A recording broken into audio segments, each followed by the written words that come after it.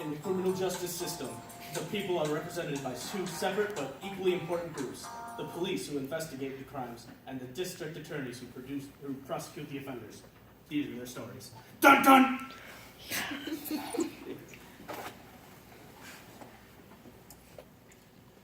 All of us here are within the age group of people who have experienced or may experience this crisis. Elite Daily says that 3 million people from ages 22 to 28 encounter this crisis at some point in that time period. Today, I, District Attorney, Commissioner Lieutenant Sergeant Dunsing, but you may call me Lieutenant Sergeant Commissioner Dunsing, am going to interrogate these 3 people to figure out which one of them is guilty of this crime. David, how old are you? Tell me. 19. All right. Who do you think commits this quarter-life crisis? Are you even qualified to be a detective? It's not the question. Well, according to cpcc.edu, millennials are the generation of children born between 1982 and 2002. Now, I did the math, so you don't have to. People are considered millennials if they are 14 to 34 years old. Millennials have had access to technology their entire lives and are quite skilled with its use. They are also adept multitaskers and are expected to have 6 to 8 different careers over the course of their life. Millennials are attracted to diverse environments like the city and are a diverse group themselves, with a growing population of African Americans and Hispanics. And lastly, millennials will replace the baby boomer generation as they retire. All right. Thank you, Mr. Sullivan, for confessing who commits this crime. Mr. Hurley, how do you know if someone is going through a quarter-life crisis? Well, Admiral, according to these studies at Inner Peace Incorporated, there are 15 different symptoms that you could have. I'm going to tell you 5 of them. Firstly, we have detachment. Detachment is when you're on your daily life and you're stressed out, so someone's going to ask you how come, you're going to say no. You're going to be at home, you're going to detach yourself from others. I made it. It's all right. Secondly, we have feeling trapped. Feeling trapped is when you notionally have your back against the wall and you don't know how to push forward when it comes to finding different careers or other things like that. Another thing is we have frustration because, like I said, you're notionally have your backs against the wall, so you're going to get frustrated. You're not going to know what you're going to be doing with your life, so you're going to get frustrated, and it's going to lead you to anger and other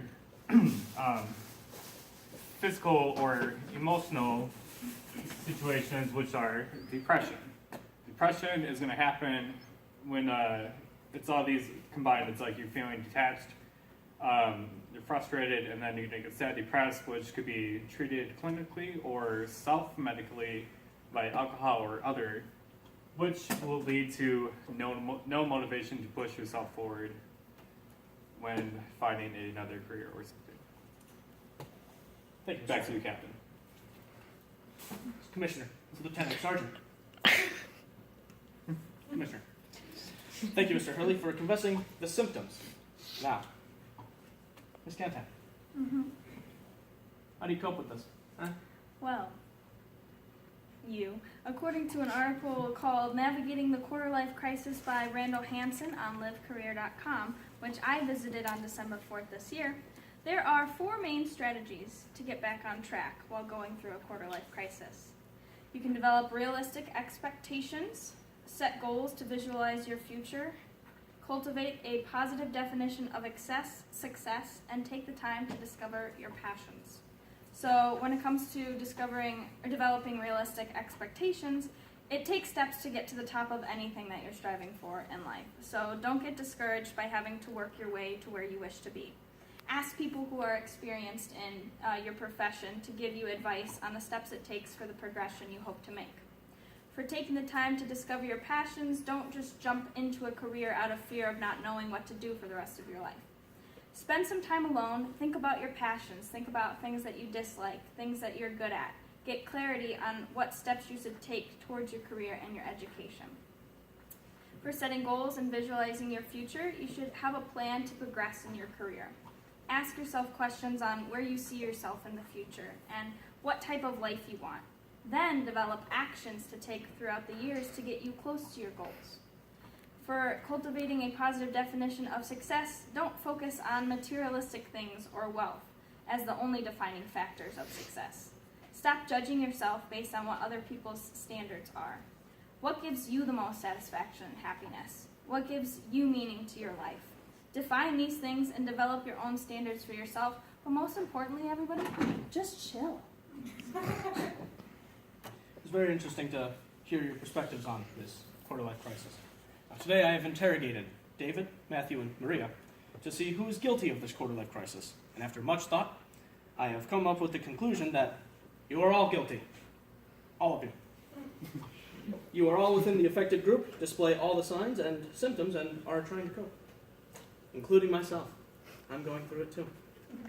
And now, guys, we've had a lot of fun here tonight, but just want to take a little bit of serious time to talk about this. All right. It's a very serious thing. This happens to a lot of people, including myself in real life, and it's very serious. It can lead to severe depression and sometimes even suicide. Talk to somebody. Get some help. If you feel like you're going through something like this, talk it out with somebody.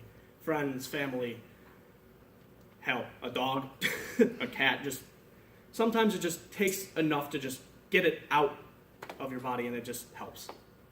But yeah, if you feel like you need help, get some help.